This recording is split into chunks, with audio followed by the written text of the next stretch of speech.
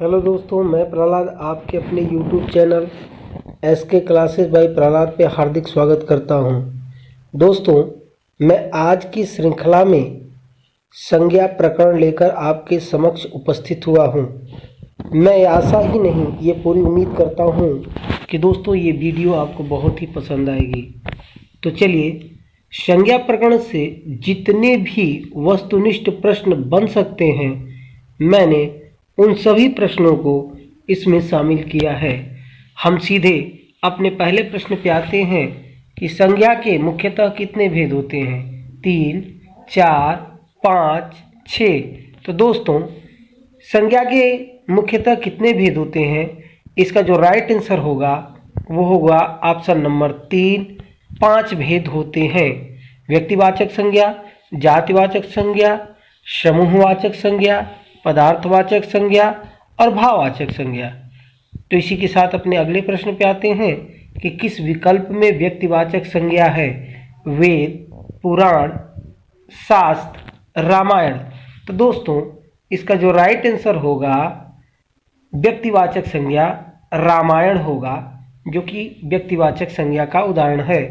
आगे बढ़ते हैं प्रश्न संख्या 3 पर। किस विकल्प में जातिवाचक संज्ञा नहीं है? जातिवाचक संज्ञा नहीं है। बालक, सड़क, मंगलवार, किताब।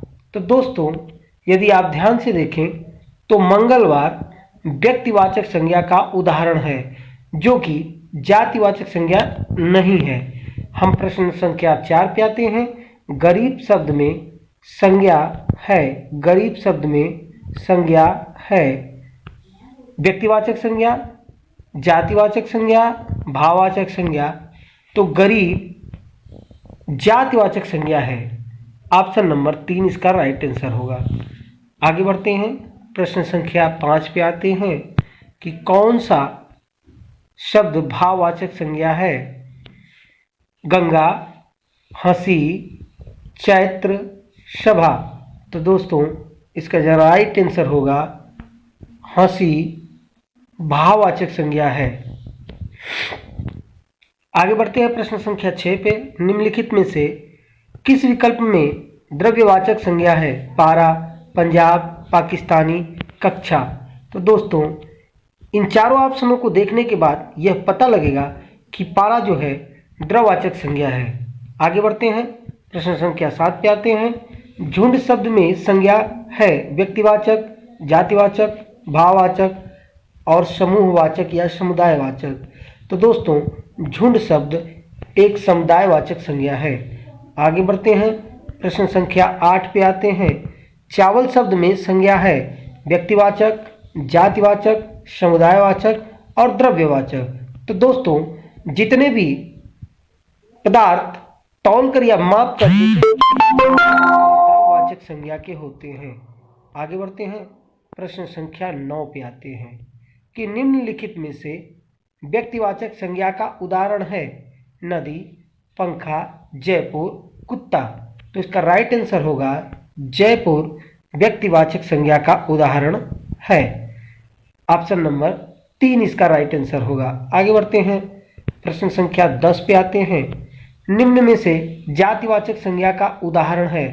कालिदास, गंगा, हिमालय, शहर। दोस्तों, इसका जो राइट आंसर होगा शहर जातिवाचक संज्ञा का उदाहरण है। आगे बढ़ते हैं प्रश्न संख्या 11 पे आते हैं कि किस विकल्प में व्यक्तिवाचक संज्ञा है? हिमालय, रामायण, कोटा, कक्षा, गाय, तोता, गांव, विद्यालय, शहर। तो दोस्तों, इसका जो राइट आंसर होगा ऑप्शन नंबर ए होगा हिमालय, कोटा, रामायण। यह व्यक्तिवाचक संज्ञा का उदाहरण है। आगे बढ़ते हैं प्रश्न संख्या 12 पे आते हैं। किस विकल्प में जातिवाचक संज्ञा है? हवा महल, राम, कपिल, खेल, लाली, हंसी, मनुष्य, पहाड़, पुस्तक, भारत, कालिदास, प्रयाग। इनमें से किस विकल्प में जातिवाचक संज्ञा है? तो आप देख सकते हैं कि मनुष्य, पहाड़, पुस्तक यह जातिवाचक संज्ञा के उदाहरण है। आगे बढ़ते हैं दोस्तों प्रश्न संख्या 13 पर आते हैं। निम्नलिखित में से भाववाचक संज्ञा का उदाहरण नहीं है? लालिमा, माँ, मार, मोटापा। तो दोस्तों माँ भाववाचक संज्ञा का उदाहरण नहीं है। आगे बढ़ते हैं। प्रश्न संख्या 14, निम्न में से भाववाचक संज्ञा का उदाहरण है राष्ट्र, राष्ट्रीय, राष्ट्रीयता, उक्त सभी। तो दोस्तों इसका जो राइट आंसर होगा वो राइट आंसर होगा ऑप्शन नंबर 3, राष्ट्रीयता। तो प्रश्न नंबर 14 का ऑप्शन नंबर 3 सही होगा। आगे बढ़ते हैं, 15वें प्रश्न पे आते हैं। निम्न में से समुदायवाचक संज्ञा का उदाहरण है आयोग, जत्था, सेना, उक्त सभी। तो दोस्तों इसका राइट आंसर है उक्त सभी, ऑप्शन नंबर 4। प्रश्न संख्या 16 पर आते हैं। निम्न में से जातिवाचक संज्ञा का उदाहरण नहीं है बीमार, घोड़ा, बच्चा, राज्य। इन निम्न में से जातिवाचक संज्ञा का उदाहरण नहीं है घोड़ा, बच्चा, राज्य, बीमार। तो दोस्तों जातिवाचक संज्ञा का उदाहरण ऑप्शन नंबर 1 बी मार बीमार नहीं है। आगे बढ़ते हैं। प्रश्न संख्या 17, बुढ़ापा शब्द में कौन सी संज्ञा है? बुढ़ापा शब्द में कौन सी संज्ञा है? बुढ़ापा शब्द में कौन सी संज्ञा है? तो बुढ़ापा शब्द में भाववाचक संज्ञा है, ऑप्शन नंबर 3 इसका राइट आंसर होगा। आगे बढ़ते हैं। प्रश्न संख्या 18, होली शब्द में कौन सी संज्ञा है?